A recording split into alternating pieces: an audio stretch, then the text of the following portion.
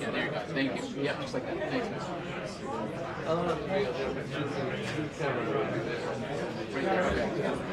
That's good. Thanks, man. No, you're good.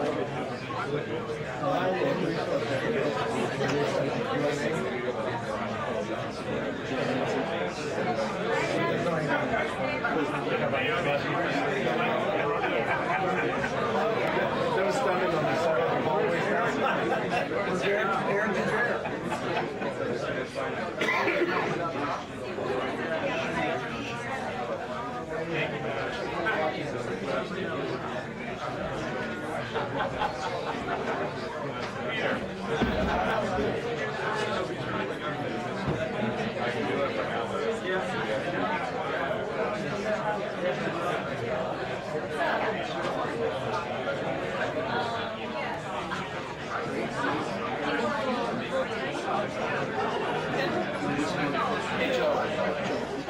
Mike's not turned on. Come on in. No, Come on, I'll leave it back. I can't. No, sorry. Mister? I can't take my seat too long. Want me to get it on? Hold on, got it? This second turn? Kayla. You got it? No, can you turn it on the button on the bottom of it? Hold it in. Hold it. Got it. Green light. Green light.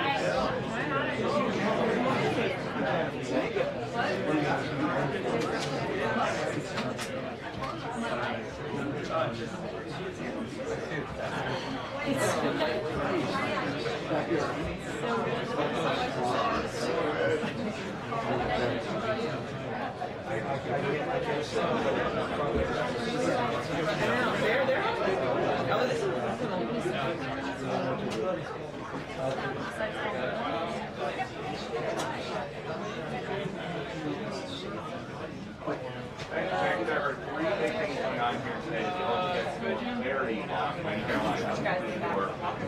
The first thing the President's response to that anti-Semitic terrorism act, he put out a statement yesterday focused a little bit more on the suspect's immigration status, feeling as though Biden's immigration policy limited anti-Semitism, which has been the focus of quite obvious around here. So we hope to kind of pick the brain of that attack and what they learned by the suspect when she comes out. Also on Karoline, she said, Karoline said yesterday that at some point this meeting, especially over the time of for she about the way down because people are going to towards their economic leaders. They are also trying to negotiate a way or down here and then it's this brand new what's up, buddy? Take off your last where they got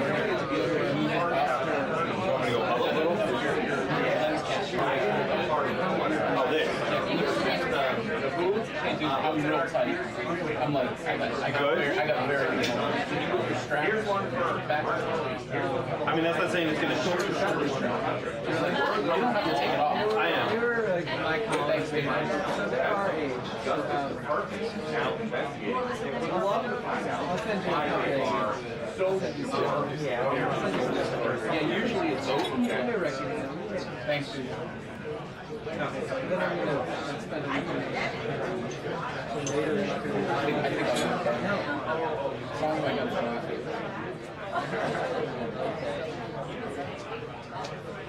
this situation watching. Here? Yep. Yeah. Must be like this. Wait there, yeah. Come on in. There you go. Yeah, no, it's a long, slow transition. You can't get rid of me. Bye. Thank you. Yeah, we have the settings. Is your favorite? No, I'm not better than this. I know.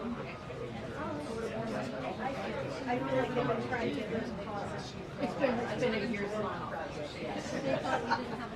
Yes, there you go. It'll be fun. That was really good, right?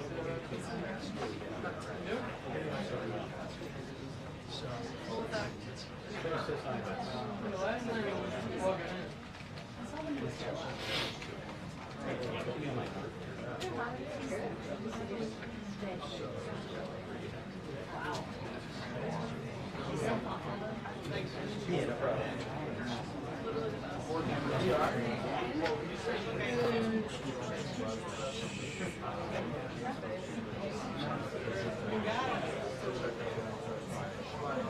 It is your democracy.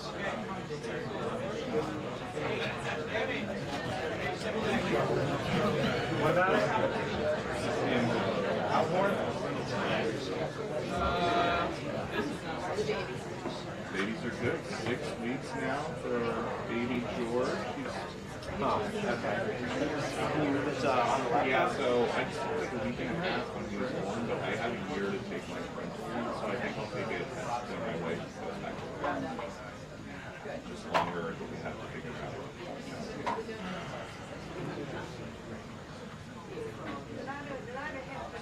Yeah. And the way it'll pan out, it'll be I don't think so.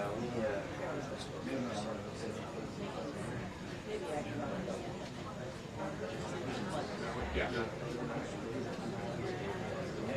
She is doing great. She's a very eager big sister, and she's been very I was just helpful. wanted to make sure I mean, helpful as in doing what she's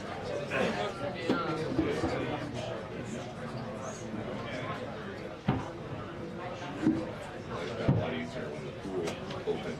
When they were the pool open. Alright, so slide and let things off. Something to wear around.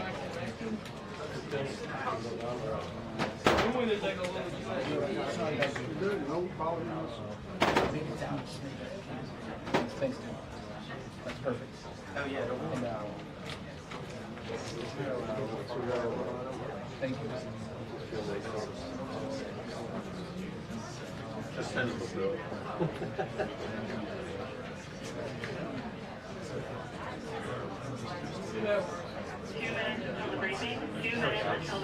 Alright, nice. Yeah, no problem.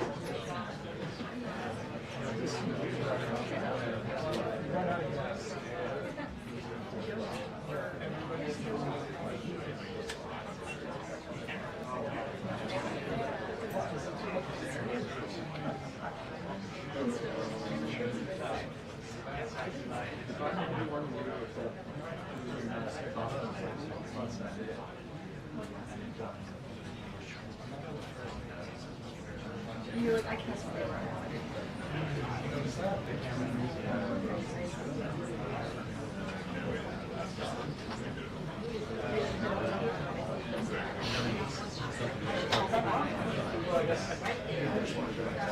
He changed the subject to his guns.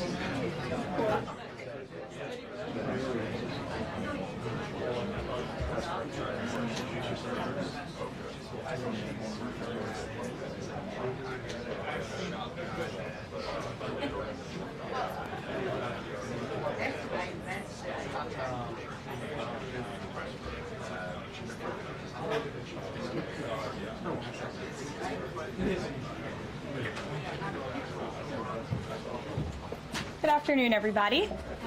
How are you? Good. It's good to see all of you. I want to start by addressing the horrific act of violence that took place on Sunday in Boulder, Colorado. President Trump and the entire administration's hearts go out to the victims, and they are in our prayers during this unimaginable time. According to reporting from Fox News, the alleged attacker admitted in an interview that he wanted to kill all Zionist people and had been planning the attack for over a year and would do it again if he could.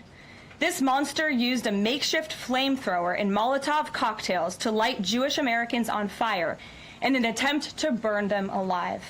The victims at the incident location in Boulder were there to rally in support of Israeli hostages who remain in Hamas captivity. 12 were injured, including a Holocaust survivor. This is pure evil.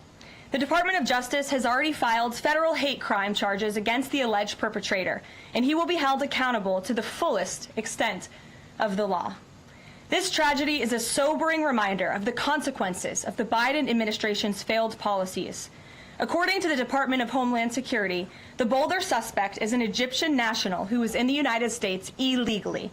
He entered the U.S. during the Biden administration in August 2022 on a B-2 visa until it expired. Upon the visa expiration, he overstayed, filed an asylum claim, and was given a work authorization by the Biden administration. Instead of deporting this heinous individual, Joe Biden's administration allowed him to stay in our country and to work. President Trump sounded the alarm over these reckless Biden policies for years because this is the predictable result of letting anti-American radicals and illegal immigrants pour into our country. Immigration security is national security. And that's why the Trump administration, at the direction of our great president, has secured our border, strengthened our immigration system, and has taken immediate steps to protect the United States from foreign terrorists and other public safety threats. President Trump acted swiftly upon taking office to reform our visa issuance process to ensure that dangerous aliens who are intent on harming Americans or our national security interests are no longer admitted into our country. Under the Trump administration, aliens will only be admitted into the United States through the legal process and only if they do not bear hostile attitudes towards our citizens, our culture, our government, our institutions, or most importantly, our founding principles. Under President Trump, the United States has zero tolerance for foreign visitors who support terrorism. Violators of U.S. law, including international students, will continue to face visa denial or revocation and deportation.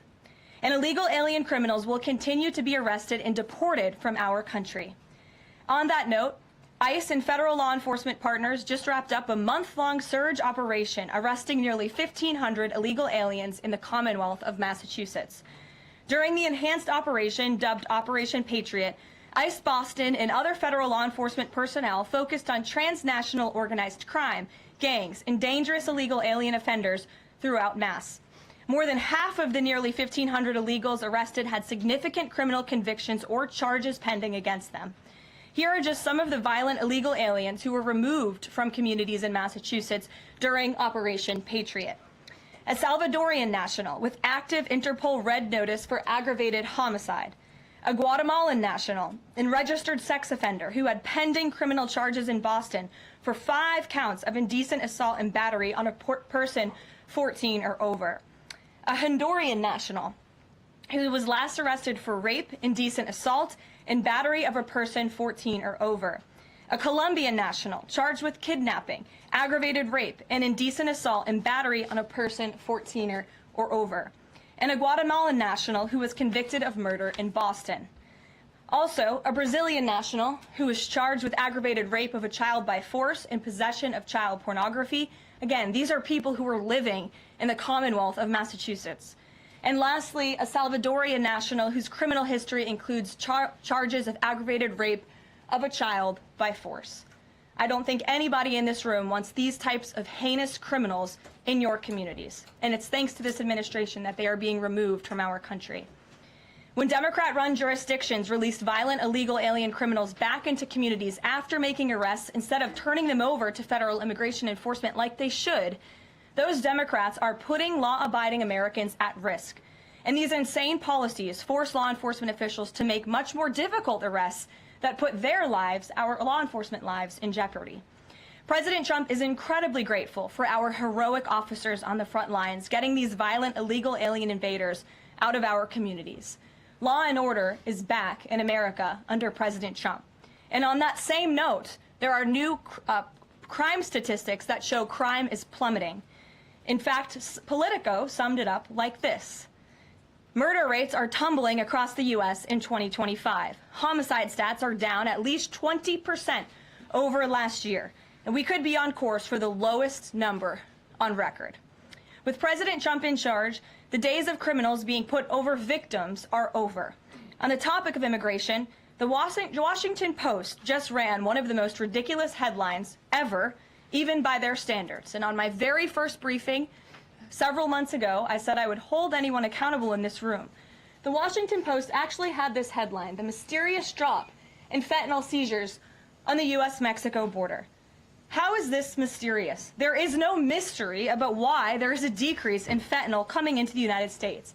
This administration's strong border policies are the reason there has been a decrease in fentanyl trafficking. His strengthened relationship with Mexican President Sheinbaum and all of the measures he has been taking to deter illegal human and drug trafficking at our United States southern border is the reason for plummeting fentanyl seizures at the U.S. border. There is nothing mysterious about that, and we'd like to see the Washington Post update their headline accordingly. This is clearly trying to intentionally manipulate the minds of Americans, and I think the American people understand why there's been a fentanyl drop. In our office responded to this inquiry. We provided a whole host of the reasons that fentanyl seizures at the southern border have dropped, and the Washington Post refused to run them, and that's despicable. In other news, positive economic reports continue to flood in. Inflation dropped to 2.1% in April. Personal income increased 0.8% in April. So inflation is down and wages are up. That's almost triple the expectations and against the doubts of nearly everyone in this room. And we also saw the largest monthly decline in the trade deficit on record as a result of President Trump's very powerful tariffs. Lastly, the price of eggs has dropped more than 61% since President Trump took office in January. I remember my very first briefing, I was asked about the cost of eggs. The reporter tried to insinuate it was this administration's fault, even though he had only been here for a few days or weeks. It was a result of the previous administration's terrible policies, and in record time, this president has fixed that problem that he inherited from Joe Biden, and now egg prices have dropped 61% since this president took office. There's a lot of good news, and I'm sure you have a lot of questions, so let's get to them. We have just the news in our new media seat today. Amanda Head, thank you for being with us. Why don't you kick us off? Sure, thank you so much. There is a disturbing trend of anti-Semitism turning into terrorism. Of course, the Boulder, Colorado instance that you just mentioned, the 2 Israeli embassy staffers who were murdered, Pennsylvania governor's mansion with the Jewish governor inside getting set on fire. Does the president consider this domestic terrorism? And as such, are there official alerts to law enforcement, BOLOs, task forces, things like that? The president has made it very clear, as he said in his statement yesterday, that yes, these anti-Semitic acts of violence are do qualify as terrorism, and he does not want to see terrorism or violence of any form taking place in the United States of America.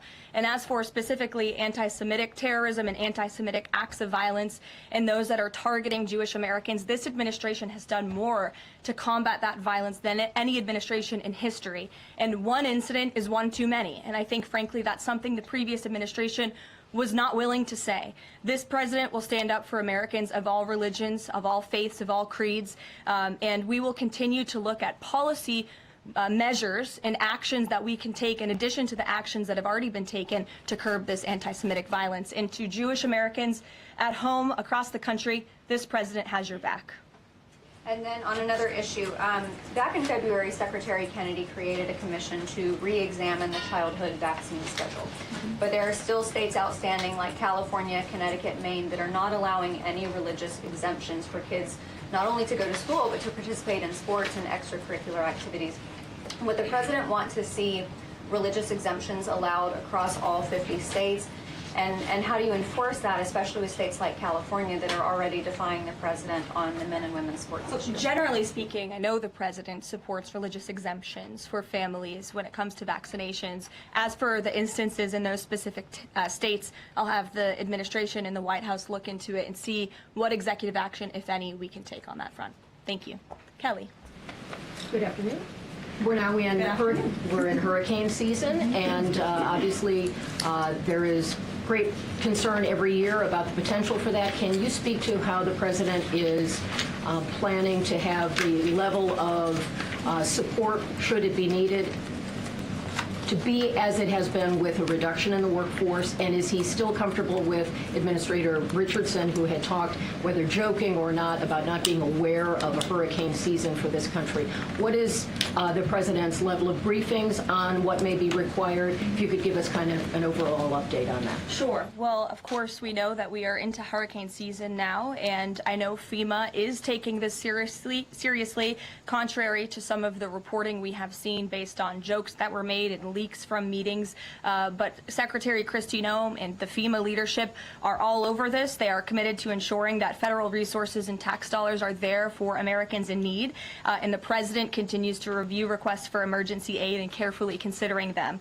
However, this president has made it clear we're not going to enable states to make bad decisions with federal tax dollars and then have the federal government later have to bail these states out. We want to see states be responsible with their tax dollars to do as much as they possibly can, and then the president will deeply and thoughtfully consider any requests for federal aid that come to his desk. And I think some of the media reporting we've seen on this is frankly sloppy and irresponsible. There are serious people who are taking this issue seriously, starting with the president himself, who, as you know, on his first domestic trip back in office, visited both North Carolina and California, both of which were, of course, hit by natural disasters when he wasn't even president, but he took ownership of that and visited those places and those people immediately. Is it Brian? about hurricane season appropriate, though, now that this is serious business, as you talked about? It's serious business, Kelly, and I'm not going to engage in such fodder with a question like that. Brian? Thank you, Caroline. Reuters was reporting that there is a letter that is meant to be sent to other countries, which would give these countries a deadline of Wednesday to produce their best offer on the trade matter.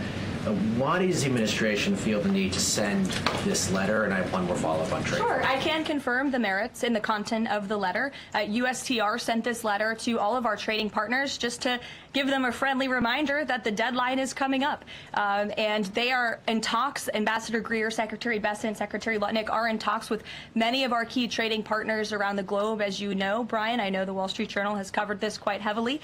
And they continue to be engaged in those discussions. And this letter was simply to remind these countries that the deadline is approaching and the president expects good deals, and we are on track for that, I will emphasize. On the trade side, though, when the deal with the United Kingdom, there was this idea of a reprieve on the auto tariffs. Is the president looking to do another similar deal on the sector-by-sector reduction in tariffs, or is this more going to be deals related to the reciprocal tariffs that were announced months ago? Well, as I've said previously from the podium, and the president has discussed as well, each country has unique advantages, unique challenges to it based on their markets and what they export to us and what we export to them. And so that's why the president smartly advised his trade team to engage in tailor-made deal-making. And we saw that with the United Kingdom, and we will see that with other countries as well. Kate. Does the president support the Senate moving forward with a bill imposing heavy sanctions on Russia? Look, the president has spoken about his position on sanctions on Russia. He has smartly kept this as a tool in his toolbox if necessary, but I think the Senate and everyone on Capitol Hill respects the president is the commander-in-chief for a reason. And as you know, Russia and Ukraine engaged in direct talks yesterday. That was at the encouragement of this president when he spoke to both leaders of both countries via phone just a couple of weeks ago. And so I would just like to remind everybody how far we have come in just 4 months. I mean, it was inconceivable last year at this time for Russia and Ukraine to be engaged in direct talks. And it's because of the president's insistence and determination to get this war to an end that these countries sat down yesterday. So he's willing to use sanctions if he needs them, and the Senate and the Capitol Hill understand that the president is the commander-in-chief and he's leading United States foreign policy as he should. Iran, the president said that the U.S. would not allow for any uranium enrichment, but the proposal offered to the Iranians reportedly allows for low levels of enrichment. Can you explain that discrepancy? I'm not going to comment on alleged details of the report. We're not going to negotiate through the media out of respect for these ongoing discussions and negotiations that Special Envoy Witkoff is leading. The president made his position very clear on Truth Social last night. In fact, it couldn't be any more clear, and I would reiterate that's his position. Special Envoy Witkoff sent a very detailed and acceptable proposal to the Iranian regime that the president hopes they will accept, and if not, they will face grave consequences, as the president himself has reiterated. Sure. Thanks, Caroline. You're welcome. A couple of things, if I may. Firstly, can you confirm whether or not President Trump is going to be going to the NATO summit in The Hague later this month? I can confirm he will be going to the NATO summit, yes. Great, thanks. And another question on the Netherlands, in fact. Just wondering if you have any reaction to the collapse of the Dutch government there after the anti-EU and anti-Islam leader Geert Wilders, who's been described as a Dutch Trump, pulled out of the government there. I don't have a comment on that, but certainly we should and we will get you one, okay? Thanks. You're welcome. Brett. Thanks, Caroline. I wanted to ask, a couple days ago, the president announced that he was withdrawing the nomination of Jared Isaacman to lead NASA, citing a thorough review of prior associations. I wondered, why did this review happen just now, after the nominee was so far into the process? And can you explain the president's thinking on who he might choose? Look, the president reserves the right to nominate individuals to key administration posts. He also reserves the right to remove those individuals if he chooses, just like he reserves the right to fire anybody in the executive branch that he wants. And so a new replacement for NASA will be announced very soon, as the president himself said. Was there something in particular that came up that caused the president concern with this nomination? The president wants to ensure that all of his nominees are aligned fully with the America First mission of this administration. And again, he will be announcing a replacement very soon. Andrew, go ahead. Thank you, Caroline. You're welcome. It's been just about a month since President and Prime Minister Starmer announced... I can't see you all the way back there. Those heads in the way. There you go. So it's been just about a month since Prime Minister Starmer and President Trump announced that the U.S. and U.K. had reached a trade deal, or at least a framework for a deal. Now there are at least some conservative MPs in London who are complaining that Parliament has not yet seen the text of any deal. So I'd like to ask you from this side of the pond, is there a text for the deal ready to be released, submitted, and if not, when can we expect it? And then I have one more. There's most definitely text with this deal. There is language that this side has seen. You'll have to ask the UK Parliament why they haven't seen it from their own government. I obviously can't answer that question. And on Caroline, one more on Ukraine, go ahead, please. Jonathan. Sure, go ahead. On Ukraine, it's been a couple of days since Ukraine made that audacious drone strike on Russian airfields. The president hasn't said a word about it, and usually he's not shy about making his thoughts known on the war. Or, it's not bad on the war or any other subject. What have you heard from him on this audacious drone strike? Is he surprised? He said that Zelensky didn't have the cards when they met in the Oval Office a few months back. Does Zelensky possibly have some cards that the president hadn't known about? Look, the president's thinking on the Russia-Ukraine war as it stands, I spoke to him about it just this morning, is he remains positive at the progress that we've seen. Again, he urged both leaders to sit down and talk directly with one another, and they did that. Russia handed over a memorandum of peace, or a peace plan, or a suggestion of one, I understand, to the Ukrainian side. They also agreed upon the exchange of prisoners or hostages from each other's countries. So he remains positive about the progress that we're seeing, but he also is a realist, and he realizes these are two countries that are at war and have been for a long time because of his predecessor's weakness and incompetence. So he's working hard to solve this conflict, and that's where his mind is right now on it. Jonathan, go ahead. Thank you. Same topic, just to put a finer point on it. Does President Trump approve of Ukraine's decision to strike nuclear-capable bombers in Russia? I would like to let the president speak on that himself. And just to follow up, has the president... I would just add to that, the president does not want to see this war prolonged. He wants the fighting to stop, he wants people to stop dying, and he wants this to be solved at the negotiating table. The reason he is so deeply involved and has spent so much time and effort on this war is because he hates to see people dying. Again, these are not Americans that are being killed. These are Russians and these are Ukrainians. This is a war very far away. But this president truly cares about peace, and that's what he wants to see. What is President Trump doing to ensure that a similar internal drone attack doesn't happen here in the US, given this was done at pretty low cost, very stealthily? You know, it obviously raises questions about our own security, particularly for US aircraft here. It absolutely does, and that's why the president nominated Secretary Hegseth and has approved some of the changes that have been made at the Pentagon to ensure that we have the most lethal fighting force in the world, and that the United States military is the best, the biggest. That's why he wants the One Big Beautiful Bill to be passed, because it increases our defense spending. It's why he also launched the announcement of the Golden Dome to prevent from missile strikes and attacks in the future. And the president has a full understanding, I can tell you because I've spoken to him about it, about the future of warfare and how drones are a big part of that. And I will not get ahead of our policy team, but I think you can expect to see some executive action on that front in the very near future.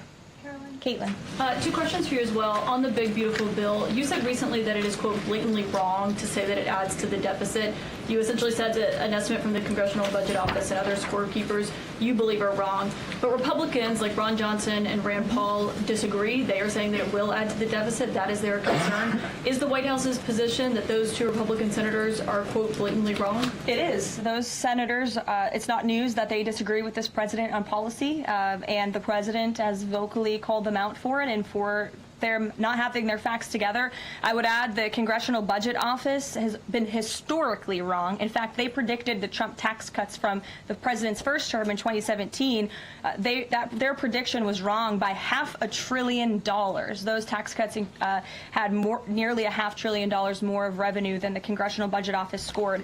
And I would also point out, I don't think many people know this, there hasn't been a single staffer in the entire Congressional Budget Office that has contributed to a Republican since the year 2000. But guess what? There have been many staffers within the Congressional Budget Office who have contributed to Democrat candidates and politicians every single cycle since. So unfortunately, this is an institution in our country that has become partisan and political, and we are very confident in our own economic analyses of this bill. There is $1.6 trillion in savings, and our Office of Management and Budget Director, Russ Vought, is a fiscal hawk. He is well known in this city for being a well-respected fiscal hawk. He has tools at his disposal to produce even more savings. And as you know, the White House will be sending our rescissions package to Capitol Hill today. And on immigration, the other day that the Homeland Security Secretary said, and I'm quoting her now, that an illegal alien threatened to assassinate President Trump and highlighted his arrest. A man has now admitted to framing him, saying that he wrote the letter that the DHS Secretary Christina posted online.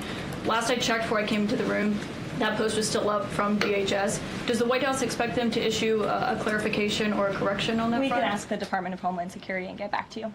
Jeff. Karoline, is the United States putting pressure on China to release its hold on rare earths that are hurting car companies and technology companies now that require that for their products? And is that pressure working? Well, I can assure you that the administration is actively monitoring China's compliance with the Geneva Trade Agreement. I know the United States, on our end, we have complied with the terms that we set, and our administration officials continue to be engaged in correspondence with their Chinese counterparts. And as you all know, and I know there's a lot of interest in it, there will be a leader-to-leader talk very soon. And when that happens, as always, we will let you know. Also in Asia, does the White House have a reaction to the results of the election in South Korea? Yes, we do. In fact, let me find it here for you. Should be somewhere in here. Thank you. We do not, but I will get you on, Jeff. Go ahead. Thanks, Karoline. Two questions on trade. Is this letter that was sent to trading partners a sign that the president isn't satisfied with the pace of these negotiations? Is he trying to light a fire under these talks now? Well, look, the president has been very direct to our trading partners in his conversations with them, with foreign leaders directly, that they need to cut deals with the United States of America. The tariff agenda of this president, he believes very strongly in it. And as you've all seen, he's unafraid to use tariffs to protect our industries and protect our workers. But he wants to see these tailor-made deals be signed. And I will tell you, of course, I never want to be the one negotiating with the press about these internal discussions and deliberations. But our team, who is deeply involved in this, sees these deals moving in the right direction. In fact, Ambassador Greer is in Paris right now meeting with many of our trading partners. We should still expect this flurry of deals in the next 36 days, and the plan is still for those full tariffs to go back into effect on July 9th. The plan is for the announcement of these deals to be made very, very soon, yes. Sure. Thank you, Caroline. You're welcome. So Governor Whitmer confirmed that she spoke with President Trump about the possibility of pardoning the plotters against her, the kidnapping case. She didn't give us an idea of what the president's reaction was to that. Do you have any information about what he said? Well, I won't reveal the president's private discussion unless he gives me liberty to, but I will reiterate what he said publicly when he was asked by one of the journalists in this room in the Oval Office a couple of weeks ago about the pardons. He said it's something he would look at, nothing more, nothing less. Haley, go ahead. Thanks, Caroline. And then to Kelly next to you. Thank you. When it comes to the leader-to-leader call with Xi Jinping this week, what is the president's expectation of this call? Is he looking for concrete outcomes out of this, or is he looking to kind of warm relations as these trade talks are ongoing? Well, President Trump and President Xi have shared a respectful relationship throughout the years. And again, I won't get ahead of the president on that call, but as always, after, you'll hear directly from the president or from myself or someone else here at the White House. Kelly. Caroline, thank you. I want to get back to the anti-Semitic behavior that's been going on at college campuses, as well as recently in Boulder, Colorado. The president, as you know, has the White House Faith Office, the Religious Liberty Commission, as well as the Anti-Task Force on Anti-Christian Bias, which includes anti-Semitism. From a whole of government perspective, and the president has already mentioned how he hates these kinds of acts that have been going on, can these entities and these agencies work together with the president to put out a proactive campaign to help people stop the hate? I think the president himself has been leading on this, Kelly, and has been incredibly clear in his rhetoric that he is not going to tolerate such hate or behavior in the United States of America. And you will see that rhetoric being followed up by action from the Department of Justice, who is seeking to prosecute these cases to the fullest extent of the law. And I know the Attorney General and the FBI Director were very quick to call this what it was, targeted terrorism. And there was some, I think, criticism from the media and well, at least pundits I saw on television saying, are they too quick to jump here? No. They see the facts and they reveal those to the American people, and they're transparent. And I think, frankly, that's a breath of fresh air from what we experienced in the previous administration. Are there programs that they can put in place to campaign against this kind of violence, to actually take the whole approach and say, we want to get ahead of you. If you're thinking it, don't do it. And if you're going to do it, sit down and talk to someone within the Faith Office, within the Religious Liberty Commission, as well as the task force. Yeah, surely. It's a good idea, and I'll pass it along to them. Peter. Thank you, Caroline. When you look at these last-minute Biden pardons, the big ones, Biden siblings, Fauci, January 6th committee. That's right. Most of the big ones have the same very neat signature. We would expect that probably to be the auto pen. There is one that looks different. It looks authentic. In fact, if you look at the last name, it almost looks like the president was having a hard time spelling his last name there. Is this White House of the opinion that the only pardon that would count is one that the president signed himself? It's very interesting. Very interesting props. If you want to bring them to my office later so I can take a closer look, I would like to do that. The president is making a good point when he discusses the usage of the auto pen. Who was running the country for the past 4 years? Perhaps those documents were signed with the auto pen, something that this, I believe the Department of Justice is looking into. As you saw, Ed Martin made an announcement at the Department of Justice this morning to launch an investigation because the American people deserve answers. Is there any concern that this president, who won the election on a promise to fix the economy and close the border, that focusing and scrutinizing these Biden pardons is looking into the past instead of looking forward. I think in comparison to the amount of time this president has spent on securing the border, on fixing our economy, I just read out for you an entire list of economic accomplishments. Look at the border numbers, look at the time and effort he's divulged into solving the global conflicts abroad. It pales in comparison, but it still, nevertheless, is a very important issue. And it was a huge issue that sent the president back to this White House. The Americans saw with their own eyes a mentally incompetent president, and they want answers for that, and the president believes they should have And them. something that just Go crossed ahead. Caroline, how mad do you think President Trump is going to be when he finds out that Elon Musk said, "I'm sorry, but I just can't stand it anymore. This massive, outrageous, pork-filled congressional spending bill is a disgusting abomination. Shame on those who voted for it. You know you did wrong. You know it." Look, the president already knows where Elon Musk stood on this bill. It doesn't change the president's opinion. This is one big, beautiful bill, and he's sticking to it. Cameron. Thank you. The National Security Council was reorganized, or some staffing changes were made the Friday before Memorial Day. I'm hoping you can explain sort of the new structure, or what the structure is of the National Security Council, what the goal is in terms of staffing levels. What is the new National Security Council mode? Well, as with everything in this White House, it is a top-down approach. The president is here. He is president. He's not an auto pen like the previous president was. He's very much involved in literally every policy discussion and decision that takes place. And we felt it was best to reorganize the National Security Council to respond to that top-down approach that we have here in this White House, and to streamline the efficiency and the effectiveness of the National Security Council. And I would add that Secretary of State Rubio and now National Security Advisor Rubio is doing a tremendous job at leading the National Security Council. He knows the president. He understands where the president is on these issues. He's great to work with here at the White House. I can tell you that. I appreciate seeing him a lot more in the building. And he and the president and the entire National Security Council, who's made up of great patriots who love this country, are doing a tremendous job on the many conflicts around the world that this administration inherited. Is there a goal staffing level? I'm sorry? Is there a goal for the staffing level, like the number of people who would be in this National Security Look, we Council? just want the National Security Council to be as efficient as possible, and if staffing needs are necessary, I'm sure Secretary Rubio would not mind hiring people if necessary, but again, we've been working with them day in and day out, and they're chugging along and doing great work. Sure. Thank you, Karoline. Two questions, if I can. President Trump got involved himself in presidential election in Poland by supporting a conservative candidate who ultimately won. Yeah. What does it mean for the future U.S.-Polish relations? What's likely to change? Well, I believe the president is obviously pleased to see the result of the Polish elections. He met with Karol Nawrocki, if I'm pronouncing that correctly. Yes, Nawrocki. Okay, thank you. I appreciate your insight on that. He met with him at the White House, and he told them, you're going to win because you support common sense. And he supported strong borders in Poland. He supported an end to the woke, radical DEI stuff that we've seen not just here in the United States, but really take over Europe and, frankly, the whole world. He was very outspoken about that.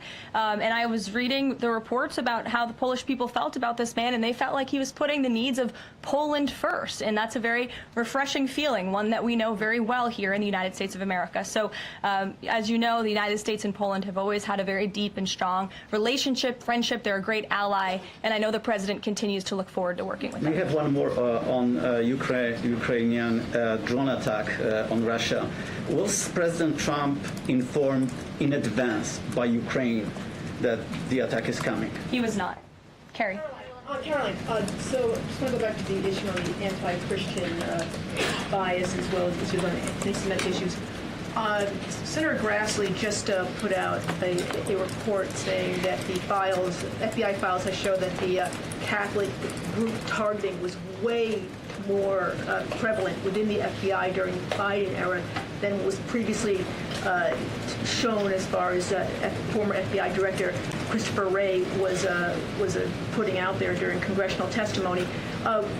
Can you discuss here what President Trump would like to see in terms of consequences within the FBI as far as those who were involved?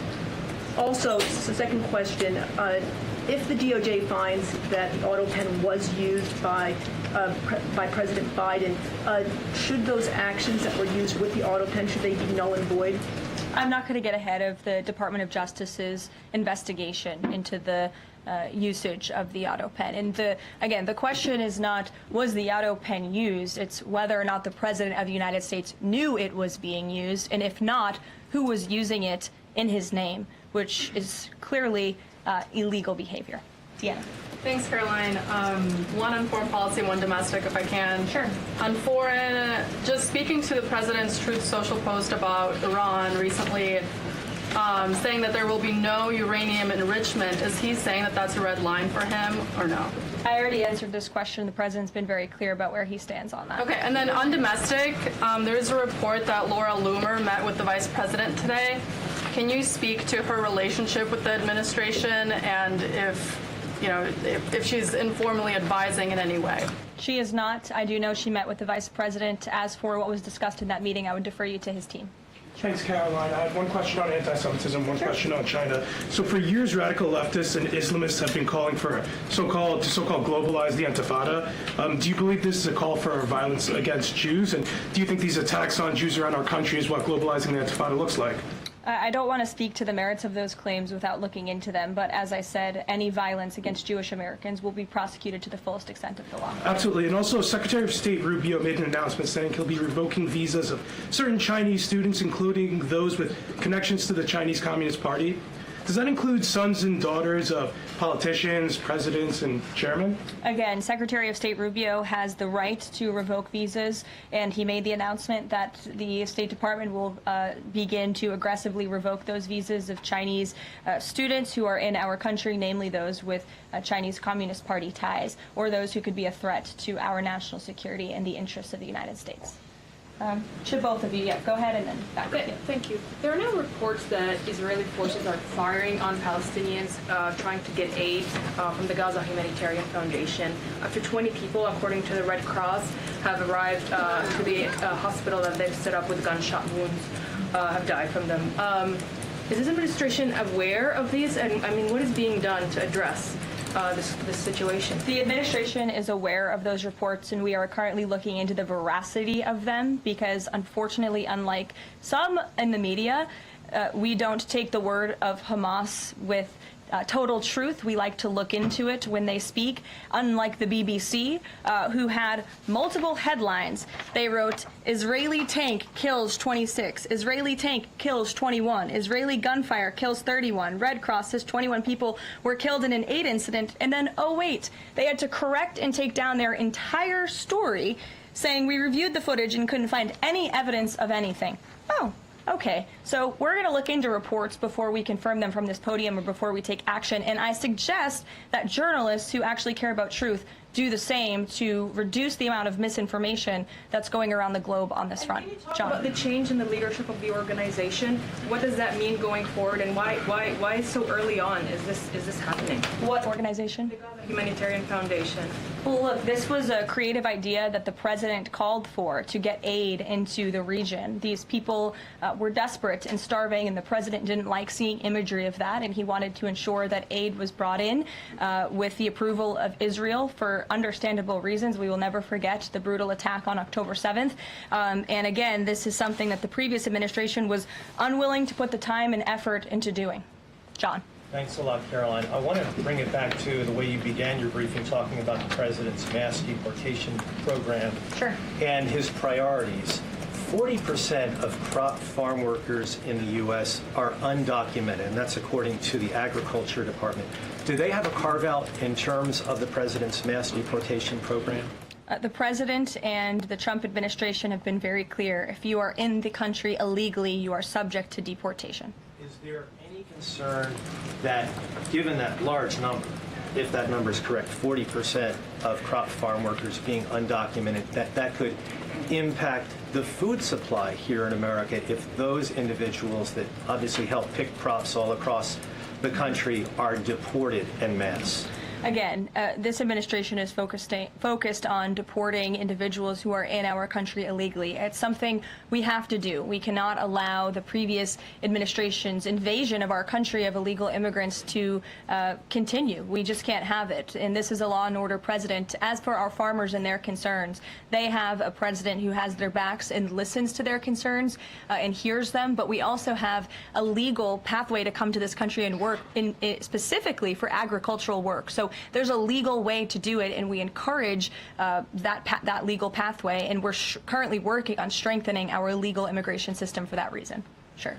Thank you, Caroline. I just wanted to follow up on your statement last week regarding the Maha report. Sure. You said that there was, you said, I understand there were some formatting issues with the Maha report that are being addressed, and that report will be updated. We also understand that since that, there have been some citations that came about. There's citations of studies that either did not exist or did not back up the report's conclusions. So when you were referring to formatting errors, is that what you were talking about, or was it, could you just explain that? Yeah, that's what I was talking about. There were formatting errors, and those errors were updated by the proper policy components here at the White House, and a new report was issued. So exactly what I said took place. Sure, go ahead, Alec. Yeah, good to see you. Good to see you. Congresswoman Mary Miller suggested that changing Pride Month to Family Month. I would personally like to see maybe a nuclear family month. Some people are saying, let's get a Veterans Month. Does the president have any plans on making a proclamation, or is it just going to be June this year? Well, there are no plans for a proclamation for the month of June, but I can tell you this president is very proud to be a president for all Americans, regardless of race, religion, or creed. Caroline. Reagan, go. Thank you, Caroline. And then I'll go to you. Thank you. Colorado passed sanctuary protections for illegals 1 month before the terrorist attack this weekend. 2 questions. Why did the DHS remove the sanctuary cities list that it had published, which was ordered by the president? And then what is the administration going to do to further crack down on sanctuary jurisdictions to prevent attacks like what happened in Colorado? Sure. The Department of Homeland Security will be issuing a new list of sanctuary cities, an accurate list of sanctuary cities. As for what we're doing to crack down, the president has signed various executive orders and has directed the Attorney General to prosecute state and local officials who are not complying with federal immigration authorities and, most importantly, federal immigration law. Thanks, Caroline. Thank you, Caroline. Oh, yeah, go ahead. Thank you very much. Go ahead. So, does the president take calls from foreign leaders on the tariffs on steel and aluminum? Does he still intend to double them tomorrow morning? The president will be signing that executive order today, and steel and aluminum tariffs will be going to 50%, yes. No way it's going to change, or is it going to be suspended? He made that announcement in Pennsylvania, and he plans to deliver on that promise to Pennsylvanians. And why is he hiking that? And Ed, go ahead. I can answer that, but go ahead, Ed. Oh, yes. Thank you, Caroline. So a Chinese Foreign Ministry spokesperson today said that the U.S. imposed harmful measures like new chip controls and pledging to revoke Chinese student visas. So are the Chinese the victims in this trade back and forth? Look, I don't think anyone is the victim. These are 2 strong countries, and as I said, the president has a good relationship with China's president and leader, and that discussion will take place later this week. And what other authorities is the president looking at for tariffs should the decision of the appeals court not go his direction? Well, right now, his tariffs remain in effect. We spoke at length in my briefing last week about that decision that came down from the International Trade Court, which has been put on pause because the president absolutely does have the authority to implement tariffs and to declare a national emergency for our crippling trade deficit. He could always have the power to use Section 202 or Section 301 as well to impose tariffs if he deems necessary, especially Section 202 tariffs, which are sectoral, as you know, to protect our critical supply chains here at home. Thanks, Caroline. You're welcome. You've got U.S. business leaders begging for certainty. So why did the president suddenly decide to hike tariffs on steel and aluminum again? You also have U.S. business leaders begging to meet with this president and begging to come to the White House to talk to him because they know that he is a negotiator in chief, that he's making good deals on behalf of the American worker and the steel worker, in particular when it comes to the steel and aluminum tariffs, which he discussed in his speech at length at Pennsylvania, and the need for them.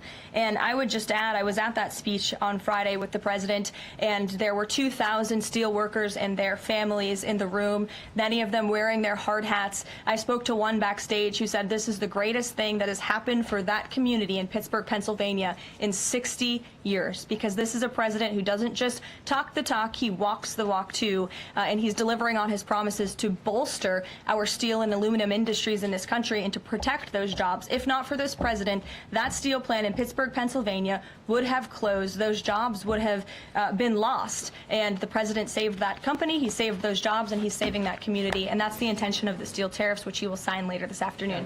Thank you very much, everyone. We'll see you later. Thank you. Friday for Steve, everything.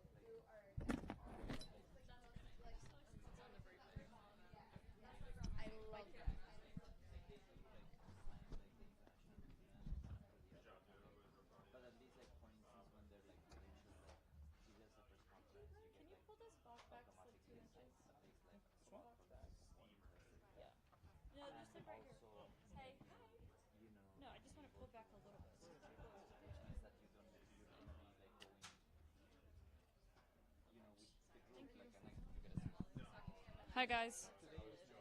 Can you hear me? Wait. Hey, control room, can you guys hear me?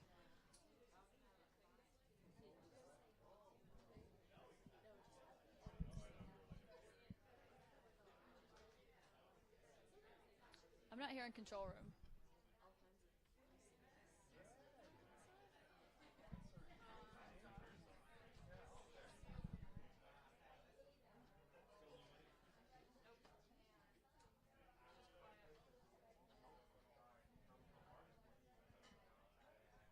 Hey, Christy, I got you. Can you hear me?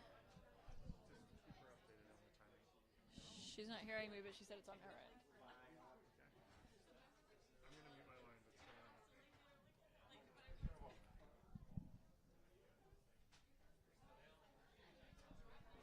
Can you hear me now, Christy? Why does that clock say 156? I need you to fix that. If elected. If elected. I will fix the clock. Can you hear me now, Christy? 1, 2, 3, 4, 5, 6, 7, 8, 9, 10. Audio's coming on channel 2. Can we fix that?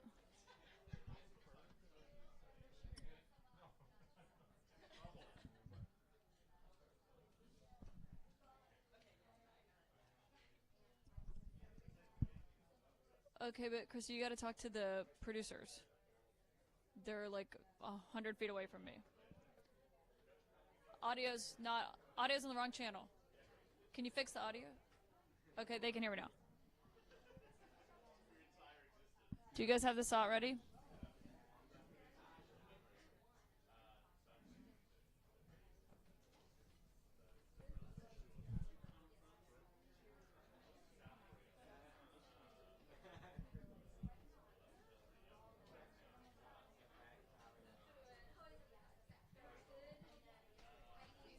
Yep, just let me know if you have the SOT. So it's not ready yet?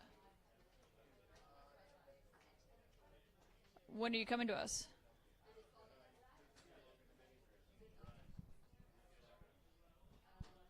Are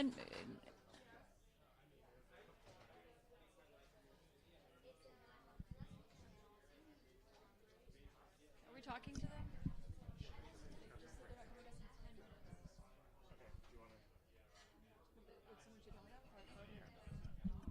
They just told me. I think they just got some breaking news out. Because they're not coming to us. So you guys don't want us? Okay. I don't like to say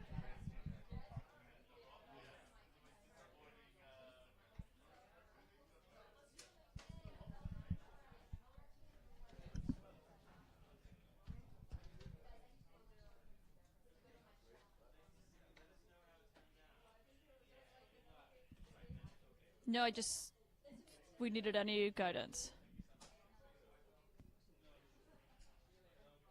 Hey, it's CJ. Where are we?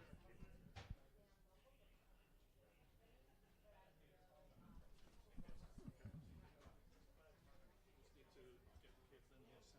Caitlin, yes. Caitlin, the RoboCam is having an issue. Hey, where are we? No, can we I'll just go to the lawn. It's fine. I mean, I'll just go to the lawn. How many minutes? I have so much time. I'll just go to the lawn. If this is going to be a problem? No, I mean, we solved it. It's solved. Okay. There's too much lens flare up there. It's really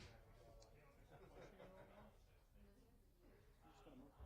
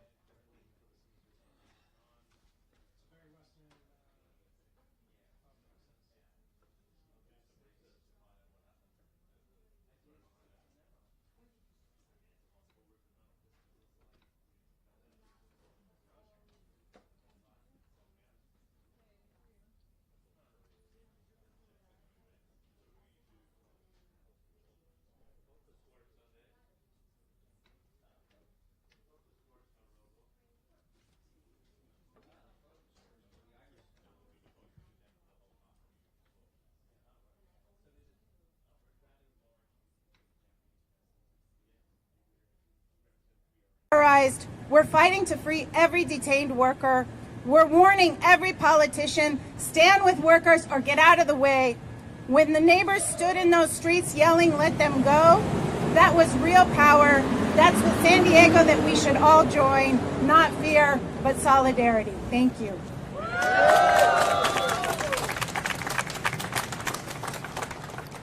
Thank you very much, Bridget, for your powerful words and for your leadership in this city and in this county to ensure that labor stands unapologetically with our immigrant brothers and sisters and the folks that make this economy work.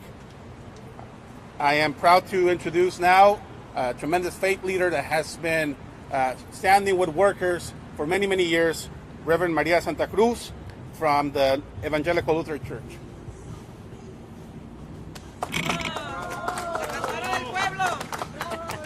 Thank you. Good morning. Good morning. Good morning. It is a pleasure being here this morning, and I feel very, very blessed to be here, standing here and speaking about injustice. I was called to and ordained in the Lutheran Church to speak up for justice. So that's why I'm here. That's why every time they call me, I am here to support this cause. And I don't want to show my anger, but I am angry. Angry at what they're doing, about the injustice they're doing it. I'd like to read something about the book of Exodus. The Lord says, I am the God of your father, the God of Abraham, the God of Isaac, and the God of Jacob. At this, Moses hid his face because he was afraid to look at God. The Lord said, I have indeed seen the misery of my people in Egypt. I have heard them crying out because of their slave drivers, and I am concerned about their suffering. So I have come down to rescue them from the hand of the Egyptians and to bring them up out of the land of the good and the spacious land, and the land flowing with milk and honey, the home of the Canaanites. What I chose this text, how many Moses are we here? How many Moses, how many of us have felt the calling of God to come and rescue the people who lived in slavery? So, are you with me?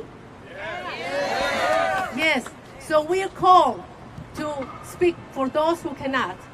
We are here to support those who don't have voice, those who live in terror, those who live in fear. So that is not fair that they live as like slavery. The slavery is all past. But people are living here, people who they don't do nothing but work hard. Working hard just to support their families, just to bring some food on the table. What do they have done wrong? Nothing. What happened in South Park at the restaurant is not acceptable. What happened in Mission Bay is not acceptable. Now people cannot just go, not even to work. People cannot go to have a little bit of fun after they work. That is a shame. It's a shame of people who do that. So I invite you to please, don't hesitate to call others. Don't be afraid. Don't be afraid. Just fear God if we don't do what God is calling to do. I belong to a Justice Overcoming Boundaries. So we speak out for justice. We speak up we break boundaries. Because those who do not respect, we have to show respect. We have to show respect, but also we have to show that we're here to speak up for justice. And to show that God is not sleeping. God has not forgotten for those people. God is still present. God is still active and through us. And we have to show them that we are still alive. And we are not fear, like Christian said. We are here. If they come for one, they come for all of us. Right? Thanks be to God, and thanks be to God for this moment. Thank you. Thank you very much, Reverend, for your powerful words. I want to invite a tremendous leader of working families across the state of California who's championed the issue of immigrant workers and who's made it absolutely clear that the labor movement stands with immigrant communities, and immigrant rights are union rights, and immigrant rights are worker rights. So when we say that if they touch a worker, they touch all of us, we mean it. And today, this show of power is to send a clear message to this administration. We will fight back. We will fight back with everything that we have. And we know the power that they have. They showed that force against civilians just a few days ago in South Park. But that cannot be the new normal. And Lorena Gonzalez has made that very clear. It's my pleasure to invite our leader, Lorena Gonzalez. My name is Lorena Gonzalez, and I am the president of the California Federation of Labor Unions that represents 2.3 million union workers in California from 1,300 different unions. What we saw and what we're seeing in the United States isn't what they told us. They told us it was about criminals and making America safer. Now, those of us who have worked in the immigrant community for years knew that was bullshit. But now we're seeing there was nothing safer about what ICE did in South Park. There was no belief that those residents, that those workers need to be protected. It was about scaring workers.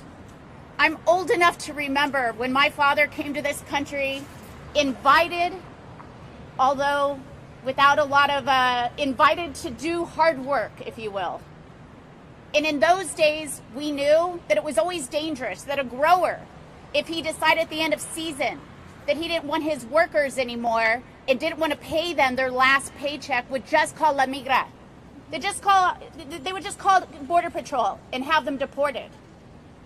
That's what MAGA and these folks want us to return to. It's not about the rule of law. And in fact, it's labor unions and workers that are trying to actually have the rule of law. Workers should be paid for their work. They should be safe at work. When they're invited in to do a job by that employer, they should be treated with dignity and respect.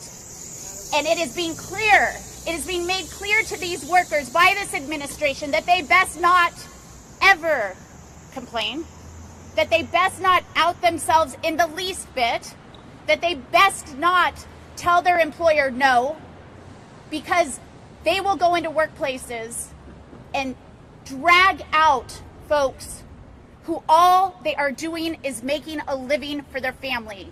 These are people who are making our community strong, making our family strong, whose kids go to our schools, who live next door to us, and who clean up after us, feed us, take care of our kids, and make sure that this city, county, and this state continue to work. We have to stand up for otherwise law-abiding workers who every day help make California work. We cannot allow ourselves to be split. That's what they want.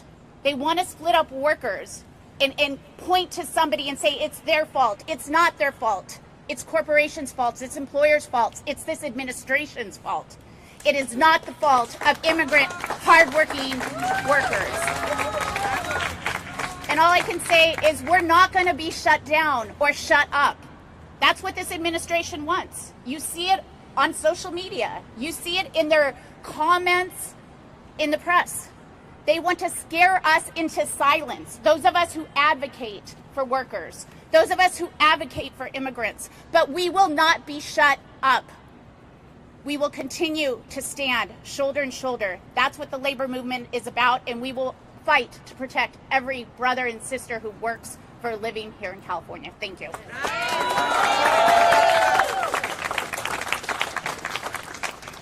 Thank you very much, Lorena, for your words. I'm also proud to invite our elected leaders, several elected leaders here with us here today, and I want to recognize the leadership on this issue. We have been at this for a long time. But what we have failed to do is to recognize that workers, whether immigrants or citizens, doesn't matter, make this economy work. And when you send military thugs with assault weapons to intimidate and to attack and to terrorize diners and to disrupt a weekend in one of the most iconic communities in our city, it is terror. It is state-sponsored terror. And I'm very proud of the fact that our elected leaders are calling us as is. Because when we are using military-grade equipment against civilians in this country, in our democracy, it's not just anti-immigrant. It tarnishes who we are as a society. It undermines the basic principles of a democratic society.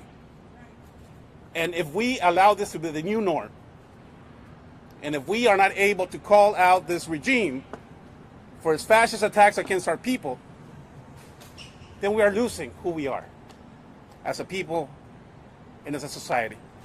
And Shanilo Rivera from the San Diego City Council has been unequivocal about his position on this. Sean, thanks for being here.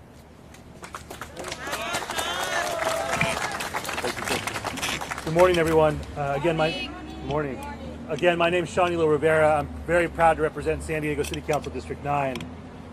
I want to thank the folks who've already spoken. What we saw on Friday night was terrorism. It was an attempt to intimidate, through fear, through violence, all of us into submission and compliance. And we have to call it for what it is, terrorism. And when I called that out, Stephen Miller tried to set the MAGA machine on me and all of those who are standing against terrorism in San Diego. And that is fascism. And we have to call that for what it is. Because if we do not stand up now, the whole thing will be gone before we know it. And there's certainly some people who are watching this and who will watch this and say, this doesn't apply to me. I'm a citizen. It applies to all of us.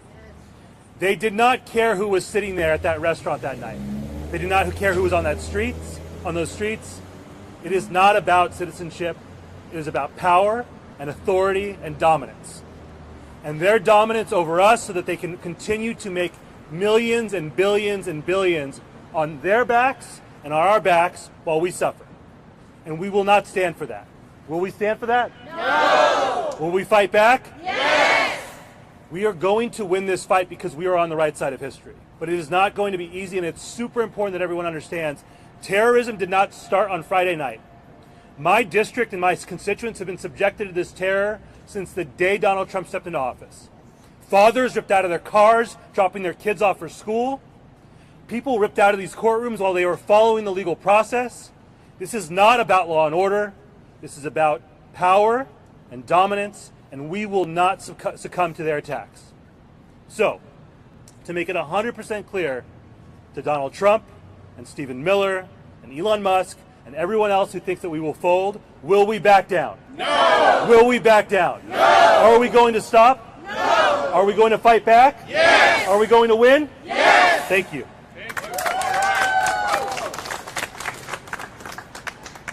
Thank you very much, Council Member, for your words. It's important to note that community leaders have been, as the Council Member mentioned, have been responding to calls of raids and attacks on immigrant communities and non-immigrant communities alike throughout our county. And the San Diego Immigrant Rights Consortium has been at the forefront of making sure that our communities are aware of what their rights are, have the resources that they need, and more, and equally important, to document the egregious attacks that our community has been suffering since Donald Trump came into office. And the chair of the San Diego Immigrant Rights Consortium is with us here today, Ian Ceruelo. Ian.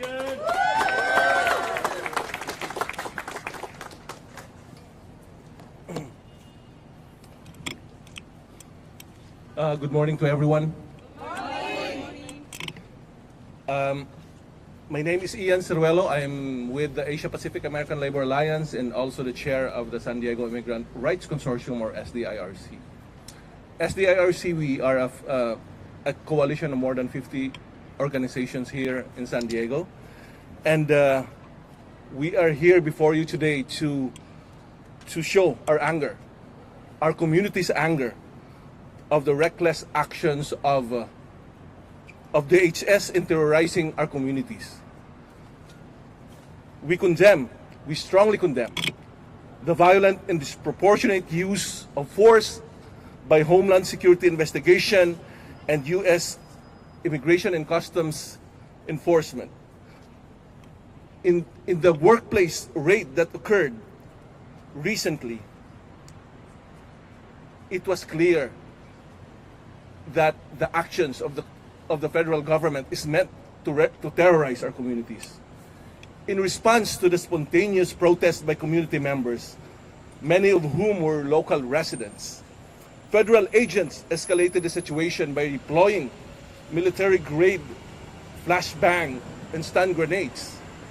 These dangerous weapons were used on unarmed protesters, including families with children and pregnant women who were nearby when ICE agents deployed them. One flashbang exploded near a pregnant woman who required medical attention, and another device reportedly knocked down 2 small children.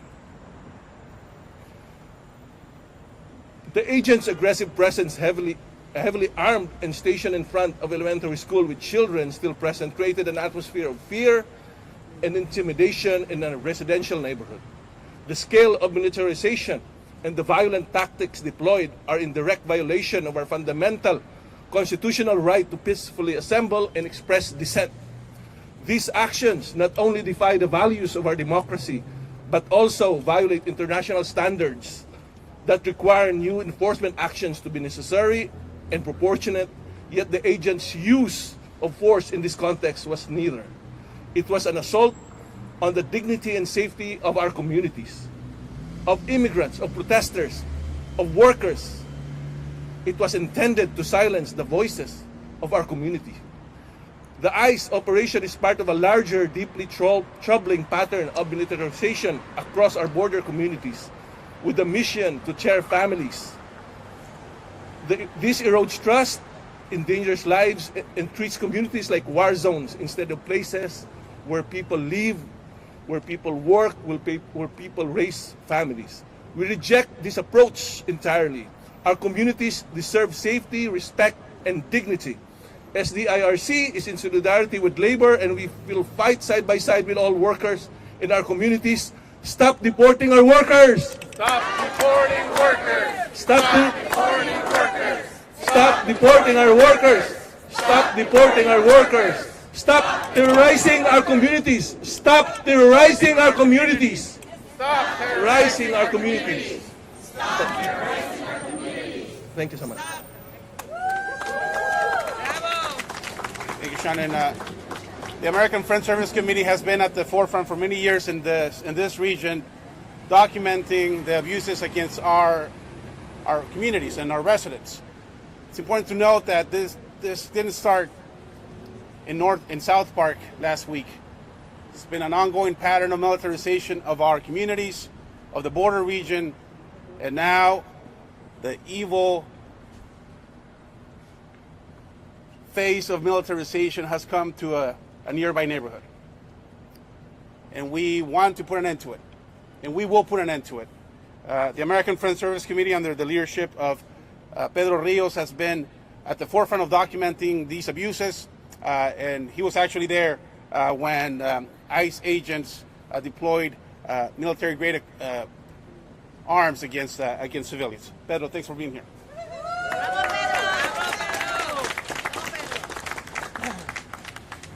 Thank you, Christian. Buenos dias, good morning. How do we feel? Powerful. How do we feel? Powerful. How do we feel? Powerful. We feel powerful because we know that fear is not going to stop us. We saw what neighbors and residents of the community in South Park did when they got together and they pushed back the militarized federal agents that attempted to threaten and to harm our communities and that abducted 4 workers from our neighborhoods. And that's why we're here today, and I'm proud to stand with labor to say that the right to work is a human right. The right to provide for our families, the right to ensure that our children have food on the table, the right to work with dignity, and to have salaries that cover our basic needs. And when federal agents, militarized as such, come and abduct our community members, we stand up and we fight for them. We stand up and we fight for their families and for their dignity. And to put some context into this, as Christian mentioned, the first ICE raids that we documented was in 2003. 22 years of ICE raids where we've seen family members have been separated. 22 years of us lifting our voices and our demands to say that ICE raids must end. But to be honest, in order for ICE raids to end, we must take it a step further. And we must say ICE must be abolished. That's how we get to a place of justice. That's how we get to a place of community healing. We can't continue in this way because the infrastructure is a juggernaut. It is huge, it's large. The amount of funding in its budget will be triplicated. And unless we're calling for an end, a true end to ICE raids, then we have to be truthful about our vision for a just society.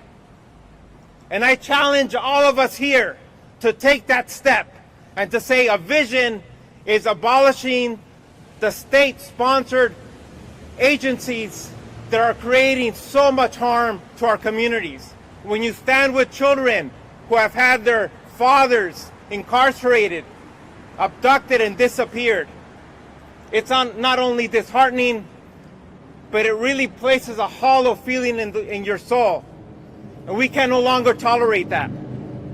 And if we're taking a step against fascism, then let's take it all the way and call justice is when we're calling for healing.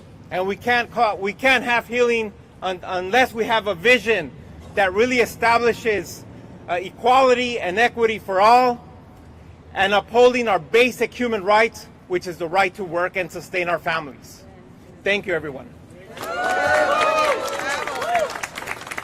Thank you very much, Pedro. The folks standing behind me are the folks that make downtown shine, that clean after us, that have fought for our democracy, making sure that we engage in civic engagement, that go fight at the County Board of Supervisors to have a fair budget, that advocate at Congress and on Capitol Hill and in Sacramento to pass laws. These are the immigrants that make this economy work. These are the immigrants that make this country what it is. And this is a call, and I know there's a lot of folks who hide their faces with masks and use weapons to intimidate us. All the speakers said it, and then I'll open up for questions. We are not afraid. We are angry. We feel betrayed by some elected leaders who take a while to respond to this. But elected leaders who are in Congress have to do more than just have press conferences about it. Their job is to go and ensure that they stop this in Congress. But you're not going to do it with press conferences or statements or hollow statements. Their messages ring hollow when our communities are under attack. When babies are being taken away from their mother's arms, when they look the other way, when it is time to do the right thing in Congress. This is a call not just to those folks who are pushing this in the MAGA world, but also the folks in the opposition. You are failing our democracy. You are failing our communities, and we will not stand for it. We will continue to fight like we've always fought, to make sure that people get out to vote, to make sure that we pass the laws that need to be passed, and to keep this economy going. So con estas manos, compañeros, hay que poner las manos arriba. Con estas manos, with these hands, we clean this economy. And with these hands, we will defend this democracy. Yes. With these hands, we will fight. And we will continue to fight until we win, because we must win, because fascism cannot stand in our democracy.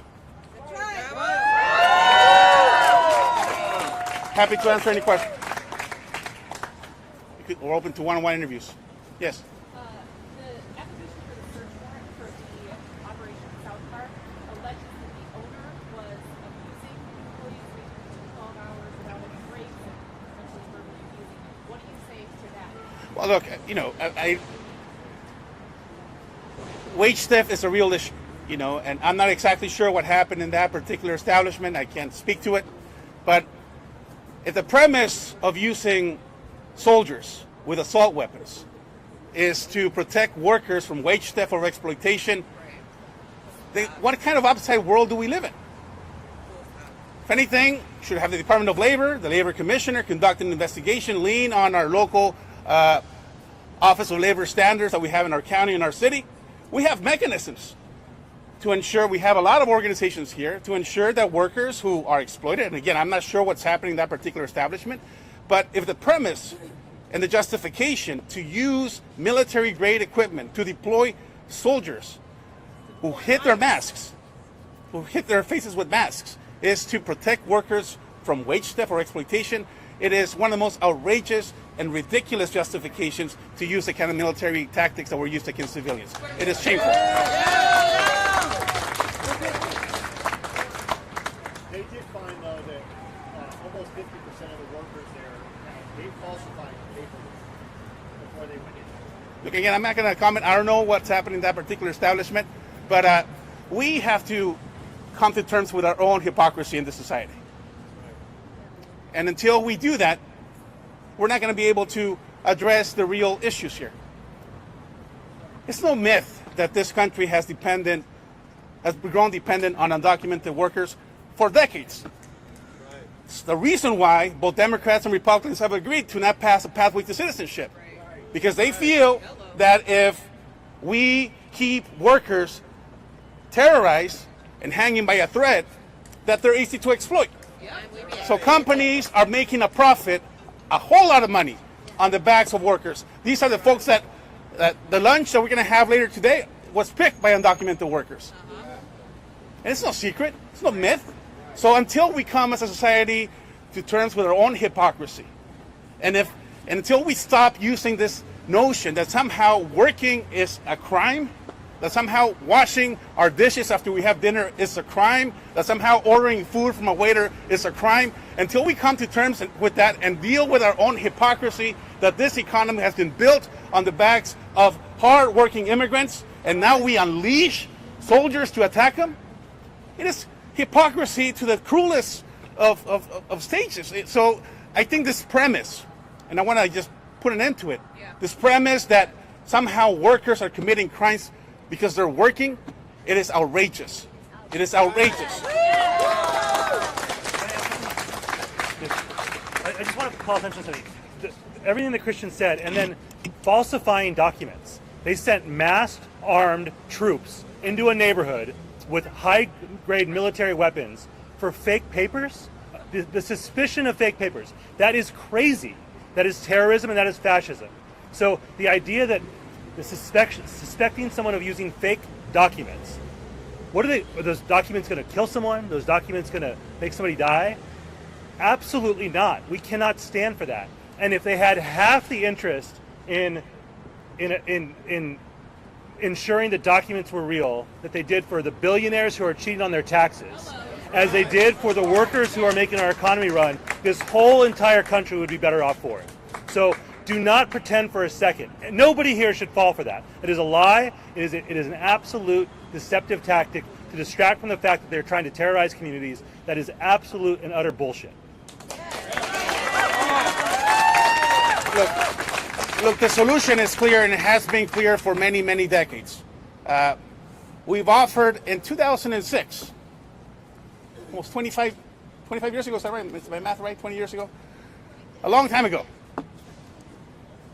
We've offered a bipartisan pathway to citizenship, a bill that both Democrats and Republicans agreed. Now, it wasn't a perfect thing, but in this country, until we recognize that workers should have a pathway to citizenship, not because they're begging for it, but because they built the economy of this country on their backs. That is the solution. The solution is not thugs with their faces hidden with masks and assault weapons being deployed into South Park. If that is the solution to deal with immigrant workers, what kind of a country are we? The solution has been on the desk of Congress people for over 2 decades, and they refuse time and time again to pass a pathway to citizenship to workers. Instead, this administration is taking those statuses away from people and are sending troops into our neighborhoods. So it is, and we urge the media to ask the tough questions. Members of Congress cannot just speak about this issue. They must act on it, regardless of what side of the aisle they're on. That is what we are demanding. We are demanding to ensure that the agents that use military-grade weaponry against civilians in South Park are investigated and are held into account. We are demanding that those workers that were held and were abducted, that their rights are protected, that they have counsel. That's what we're demanding. And we're asking you to ask those tough questions to members of Congress. Any other questions? If not, we're open to one-on-one interviews. Thank you very much.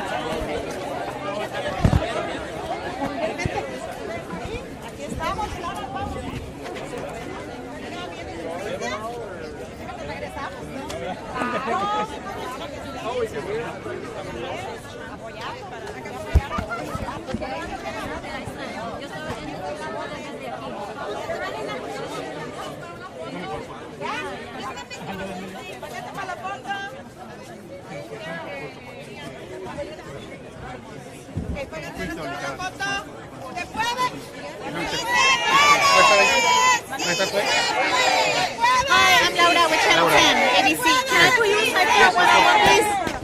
Oh, I think they want you in the picture. On that side? Okay.